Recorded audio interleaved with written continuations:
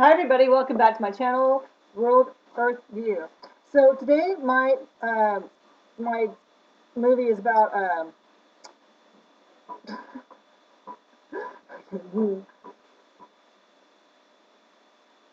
everybody, welcome back to my channel, World Earth View. So my channel is about everything. Today's video is about something that's really worked well for me. I have horses, and anyone who has horses knows that a horse can colic, and it is no fun because it can either be something's going to pass, it's going to go away on its own, or it's going to be deadly. And there's kind of really no way to judge that until you go through the steps and you've seen it before. But it's devastating. Even if your horse recovers, it's still really scary because you just don't know what the outcome's going to be. You don't know why it's happening. It's kind of like shooting a fish in a barrel because you're not really sure what it is that's causing it. It could be anything.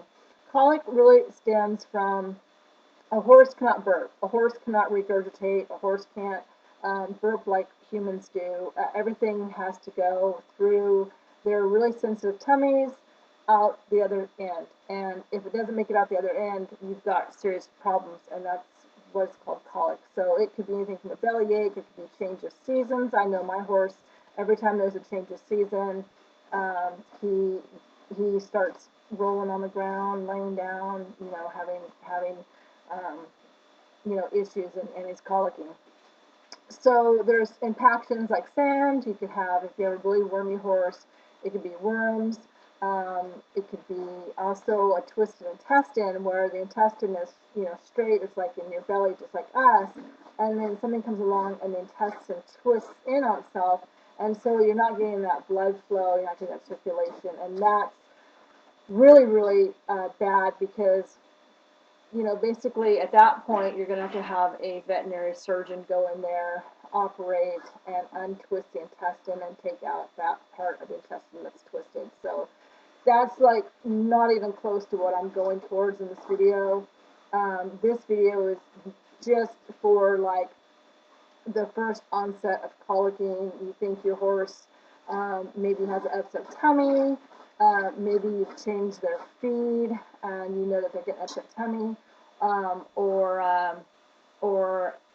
like I said, my horse, he just will colic at the change of season. So pretty much every spring, every fall, I can count on him, getting upset tummy, no matter if I change his feed or not. So what I found really works for me, I start panicking at first. When I see a horse laying down rolling who doesn't get up right away and who goes back and flops down and rolls again, I panic. So anyway, what works for me, and I'm going to share it with you, and I really had good luck with this, and by no means this is veterinary advice. I'm not a veterinarian. I'm not trained anything, animal, anything like that. It's just pure it's just pure, what I have on the shelf at the time.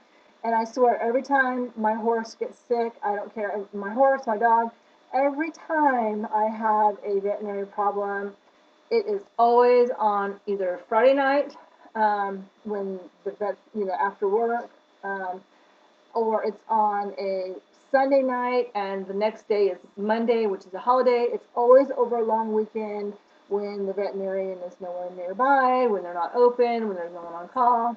It just always happens that way. So basically what I did was I figured, well, I know what's safe for horses, I know what's safe for me, and this is what's worked for me. So I'm just going to share it with you.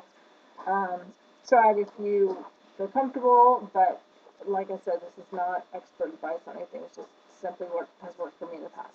Okay, so here it is. So I get castor oil. This is from just like the grocery store or the drugstore, like CVS, Walmart. It's just basically, it's castor oil, and this is a 4-ounce bottle. And this is what I get from the grocery store. I have this on my shelf because I make soap, and so castor oil is really popular for making soap, but it's a laxative for humans. It works really well, but it also works well for horses. So what I do is I pour this 4-ounce bottle into a glass jar. You don't have to use glass. I just happen to have these canning jars on my shelf, and I when I do use them, I make sure that I'm very careful not to have them where the horses can step on them or anything. I just use these to mix it up in. So what I do is I pour the castor oil into the glass jar, and this jar will hold 1.5 cups. So the 4 ounces of castor oil goes up to about like right there or so. And then what I do is I take vegetable oil, or you can use canola oil. Canola oil, soybean oil, vegetable oil is soybean oil. So you can use vegetable oil, aka soybean oil.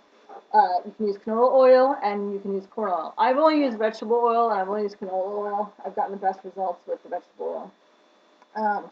You take the vegetable oil and you pour it into the castor oil, and you pour in about 50, like, half to half, so 1-to-1 ratio. So you want to use about 4 ounces of the vegetable oil to the 4 ounces of the castor oil. And then you stir it up. And by no means ever use mineral oil. I know that's what the vets use when they pump the oil into the horse's stomachs, but that is a totally different procedure. And if you get if you get mineral oil into the lungs of a human, or you get into the lungs of an animal, they will die, because the mineral oil just disperses immediately in the lungs and suffocates them. So if you're going to try this, never ever use mineral oil, because you're going to be giving this to them in their mouth.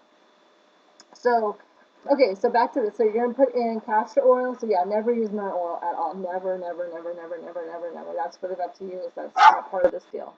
So castor oil, 4 ounces. You can even take the vegetable oil and fill up the castor oil bottle and give it a good shake, and then pour it into the jar. And then you want to get like a stir stick or something like that and stir it up, or you can even put the cap on there and just shake it. And then after that, I get some peppermint oil, and this is peppermint essential oil.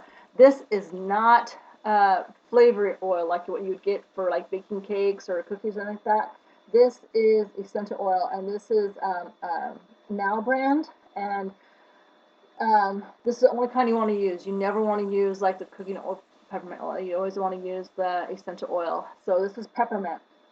So this has a dropper on top.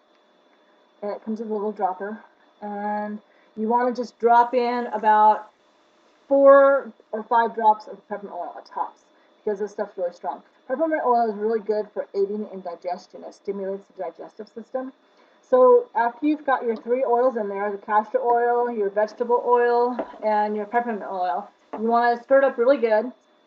And then after you stir it up, then I use these syringes. These are actually Safeguard worming syringes.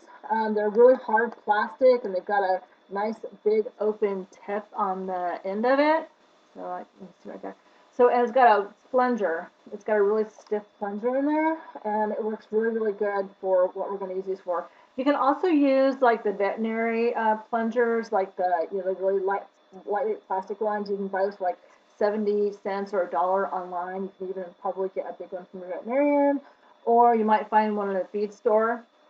But I like these hard ones because the softer plastic ones, the horses tend to chew them, and then then you can't put the oil in their mouth anymore. Also, the plunger tends to disintegrate if you've used it after one time. So I like to keep this stuff on hand because, like I said, it always happens right after you get home from work on a Friday night, or on a Sunday evening when everything's closed. It just never fails. So if you don't have the stuff on hand, you got to run to the store. And if you're like me, I live, a half hour away from any store. So this is just the stuff I keep on hand, so that way I know I have it when I need it. Okay, so again, this is an old Safeguard worming syringe plunger, but it's hard plastic, so these are great. So I just like to use those. So I always keep these in hand. If you don't have them around, you can use the big syringes, but you'd have to get those from your veterinarian or a feed store. But the little ones won't work because you're going to be putting a lot in there. You're going to have to plunge this whole thing. So it's going to be filled like up to here. So that's quite a bit. That's like almost 1 cup. So you're going to, be putting 1 cup of, oil in one syringe at a time into the mouth. So anyway, what you want to do is then draw the oils up into the syringe, and then you're going to want to stick it in the mouth, just like you're warming them. So I'm going to pretend I'm the horse. You just open up the mouth, and you stick it way, way, way back, by their tongue. Some horses go out pretty good. It doesn't. They like the peppermint taste. Most horses like peppermint. So they like the peppermint taste, so it kind of helps them, enjoy it a little bit more. But still, it's a pain. So watch your toes, be careful.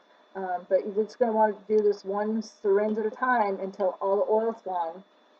And then once the oil's gone, I kind of rub the peppermint oil around their nose and their mouth because, like I said, it's really, really good for stimulating digestive uh, systems in the body for humans and for animals. So that tends to help.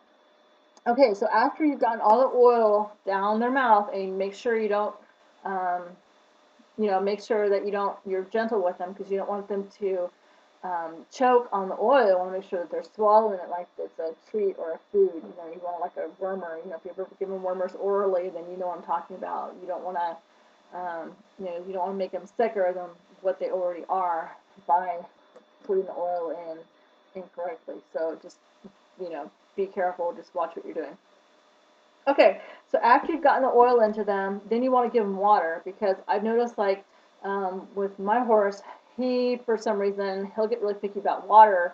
If it's warm or if he's not feeling good, he'll kind of like pick around the water trough, but he won't drink anything. So then what I do is I take my jar and I fill it up with water, so about just almost to the very, very top, and then you're going to go back again with just the water in the syringe, and you're going to start giving him water through his mouth just to make sure he's getting water down on him because, dehydration, and that's going to, make him sicker if he's dehydrated. So you want to make sure he gets water after you give him the oil. Okay, so after you give him the water, after you give him the oils and the water, then you're going to want to put some psyllium down. And I keep Stand Clear on hand all the time too. I want to make sure that I have that along with some grain. You can give Stand Clear by itself, but it helps if you have a little bit of grain with it. So you want to put the Stand Clear on the ground in a little bucket on the ground so that they have a free choice to the Stand Clear because they're going to kind of want to pick around for a while with it. And then you also want to make sure they have a good supply of some really nice hay, or if you have any, you want to make sure they have if you have some grass or you have some alfalfa or you have a grass hay, make sure they have plenty of that because you want to make sure that they can forage when they're starting to feel better. And let's see, I want to make sure I got all this down here. So, yeah, okay. So, I've had really, really good luck with this. I would say within about an hour, every single time I've had this problem, keep my fingers crossed, um, my horse is taking a crap. And if you're a horse person, your horse pooping and your horse farting is a wonderful thing. So this really does work. Again, I'll just go over it really fast. It's 4 ounces of castor oil to 4 ounces of soybean or vegetable oil. You can use canola oil or corn oil, but never ever use mirror oil. Mix those two oils together, the castor oil and the vegetable oil. Add in about 4 or 5 drops, not teaspoons, not tablespoons, drops, literally just drops.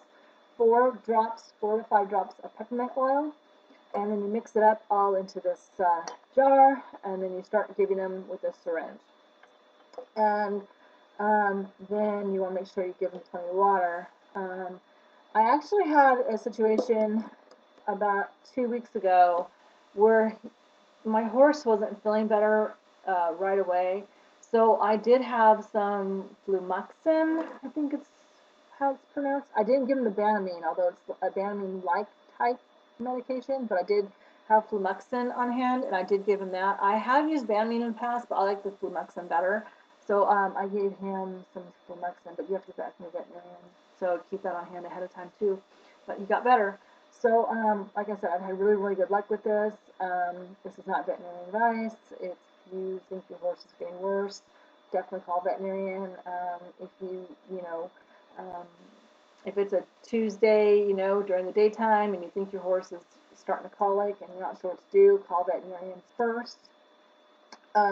This is only like my emergency kit. This is something that I keep on hand, like in the middle of the night when there's no veterinarian to call. So, but it has worked really, really well for me. And like I said, never, ever, ever, never, never, never use mineral oil with this deal, because you don't want them to aspirate on the mineral oil. That's something the veterinarian will do something with later. That's a veterinarian technique. Never, ever use mineral oil. So anyway, I hope this helps. If you like this video, please give it a thumbs up. If you have your own tips on how to keep your horse healthy, please put them in the comment section below. If you have any luck with this, please let us know. We would love to be able to share that with other horse people who have had to go through the colic problems themselves. As we all know, it's no fun. And the best thing we can hope for is that our horses are happy and healthy, and that they're pooping regularly, because that is the best sign. When you go out there, I think husbands of women who have horses think we're crazy, because when our horses poop or fart, we're like, yahoo! My horse took a dump. Oh my God! Thank you, God. Thank you. We're praying. We're thanking the good Lord and His Father God above that our horse took a dump. And our husbands are looking at us like, you're nuts, you're crazy, and we think that steaming pile of horse crap is God's gift to us all. So, but we love our animals to stay healthy and happy, and for horses to be pooping regularly, we are ecstatic and overjoyed. So, anyway, I hope this helps. Give your horse a big hug, give him a big carrot. We're going to say hi to Bugaboo, but I don't know, she won't come up to her call, you know. Hi, Bugaboo. Okay, all you guys, okay, there's nose. All right, you guys, take care. Like I said, please like, comment, subscribe. It would help my channel out a lot. World Earth View, and or Earth World View, I can't remember. But anyway, we'll see you on the next video. I'll be covering something else for sure. Have a great day.